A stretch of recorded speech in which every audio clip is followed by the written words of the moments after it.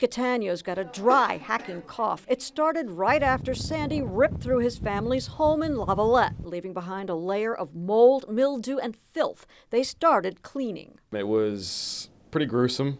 The house, I'll never ever forget the stench in the house. It was just disgusting. I mean, there was no way to avoid it. It was probably a few weeks, and I was just hacking up a storm. We caught up with Rich as a pulmonologist tested his lungs here at Deborah Heart and Lung Center in Browns Mills. Keep pushing, keep pushing, keep going, keep going, keep going. Big deep breath.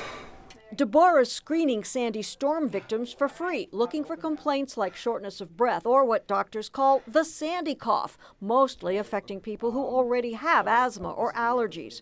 Doctors had seen something similar after Hurricane Katrina, which had, in terms of respiratory problems, a lot of similar complaints. There were articles about a Katrina cough in 2005 and things like that. Tests showed 22-year-old Rich has lost some lung function. They gave him an inhaler. Very good. A bronchodilator that helps open up his airways. We repeated the test and we received a 20% increase in his lung capacity. This whole screening program is paid for by the Robin Hood Foundation.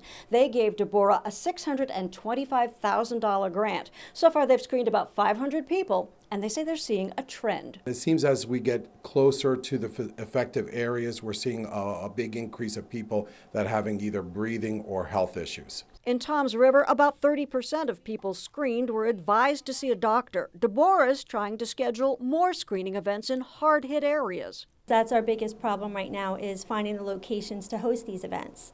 A lot of the firehouses in different facilities were damaged, so they're not available. Deborah's already conducted 9 screenings in Ocean County, and they're adding more, including some in Monmouth County. This is great. I wish people need to take advantage of this while they can, because it's something serious you don't want to mess around with. Deborah ultimately hopes to screen at least 1,000 people. In Browns Mills, I'm Brenda Flanagan for NJ Today.